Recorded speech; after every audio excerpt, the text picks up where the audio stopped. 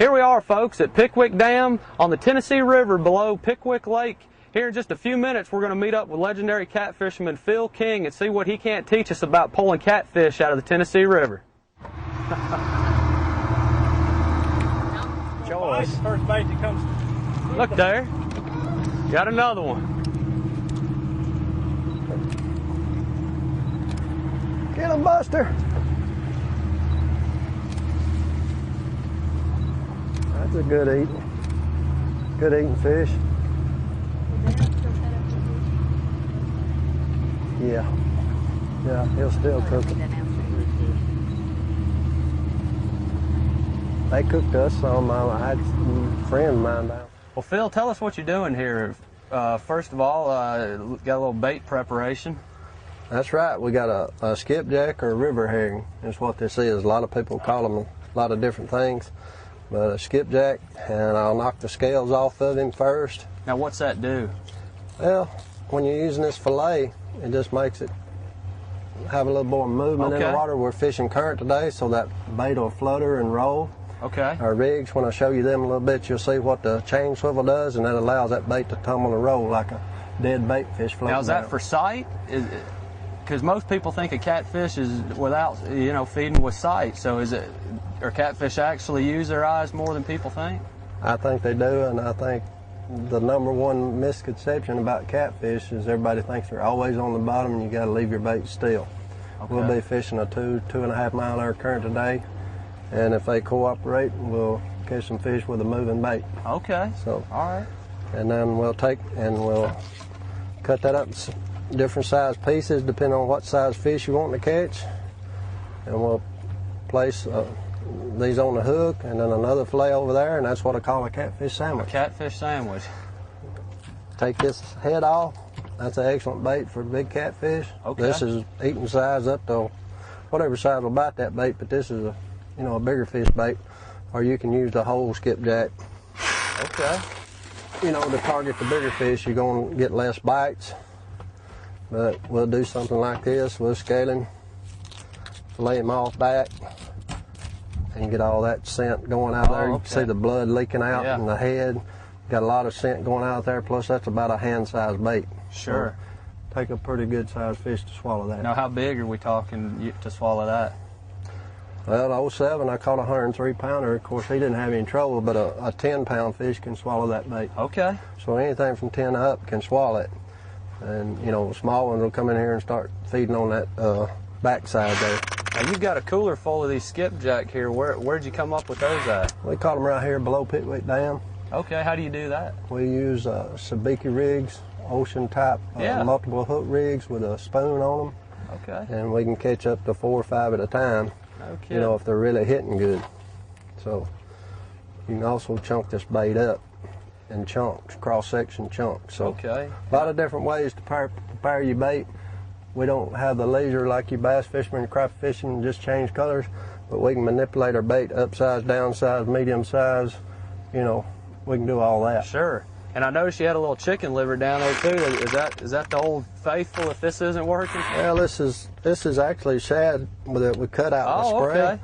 So chicken livers, like you said, is a good catfish bait though. But that's fresh, cut out this spring shad entrails. So that's a real good bait. It's got a lot different scent than the skipjack. And so you just freeze that after you get it in the spring? Right. Okay. That's the best time to freeze them up. That way they'll stay good and red when you thaw them out in the summertime to fish with them. And these are pretty much your go-to baits here, huh? That and chicken livers, to catch eating size fish, those three are hard to beat. Okay. Generally, you'll catch bigger fish on average with skipjack, and you'll catch more like 2 to 6 pound fish, 8 pound fish than on the shad. You catch more 1 to 5 pound fish a lot of times. So now you catch an occasional big fish on them. Okay.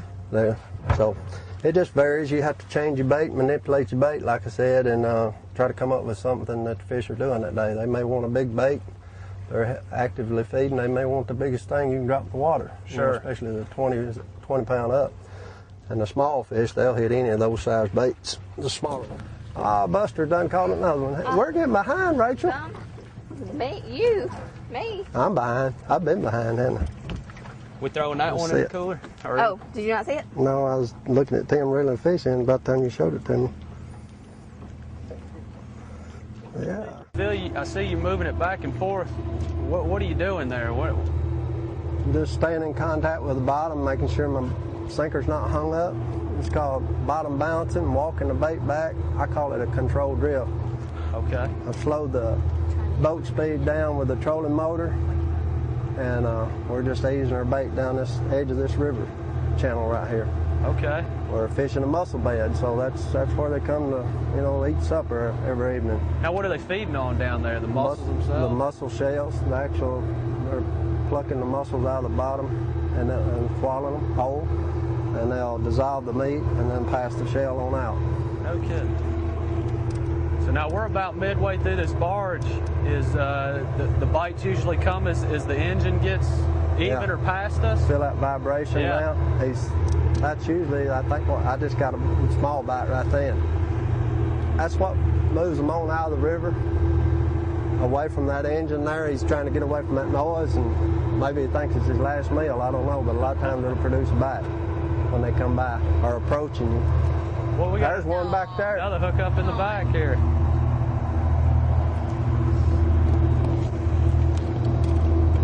Right on cue, too. Another good eater. So there's your barge bite.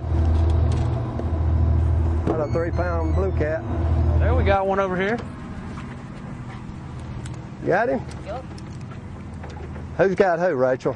You got the fish, or has he got you? We'll see. All right, that's a good eater. Another good eater. Probably the same fish. Nah, just take him.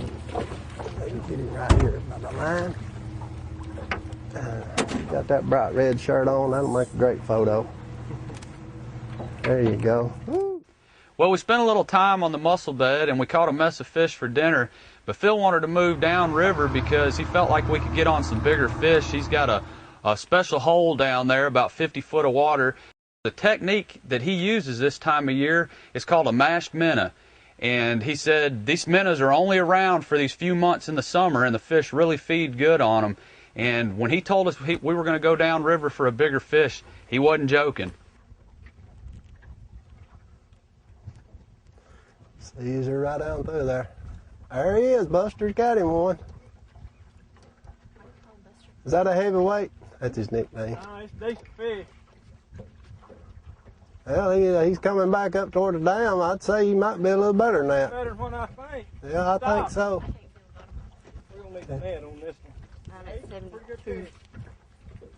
Can we reel in and get the What, net? let's reel in. Let's get this fish Okay. in. You want to dip him for Buster? Or you want me to? Yeah, he's got some Yeah, that's a good fish.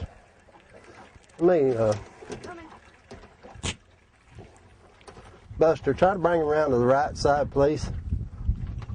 I just let him mark it out of the way. Yeah, I don't know.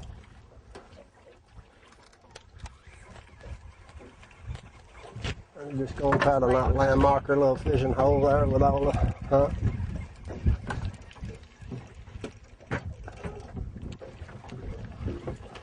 I'm fixing to cut the trolling motor and get back there. What's that? I'm going to cut the trolling motor and get back there with you. There you go. All right, I've got the net ready. I'm just waiting on him to show up here. There he is. Oh, yeah. Oh, that's a 40. Good, yeah. Close to 40 if it's not. Close.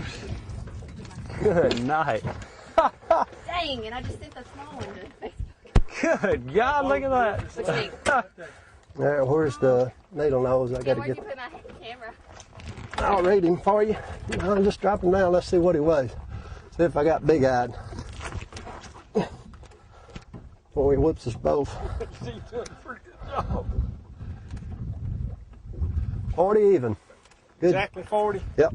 Let me get some, can you hold them out? Yeah. I just wanted to see what he weighed. Wow. I'm gonna fix and let go. You got him? I got it. Phil, show us what we're using today and explain why this rig works so well here. Okay. On the business end out here, we was using a 5/8 hook, snelled, and that's what gives that hook the trigger effect when the fish pulls on it or you pull on it. They're wide gap circle hooks, which work really well. Now you don't set the hooks on the circle hooks, you just start reeling in, right? Start reeling or just pull your line tight, and when the fish makes a run, he'll set the hook himself. Okay. You got a Luxion 6-ball swivel here to give the bait more action than this current was fishing today. Right here we got a 60-pound big game hook leader, and then we got a quick change swivel here from Cabela's. And if we break a rig off, all we got to do is snap a new one on, and we're back fishing. So you've got these made up pre-hand, and that way in a tournament or if you're out here guiding, you just pop another one right on. Right.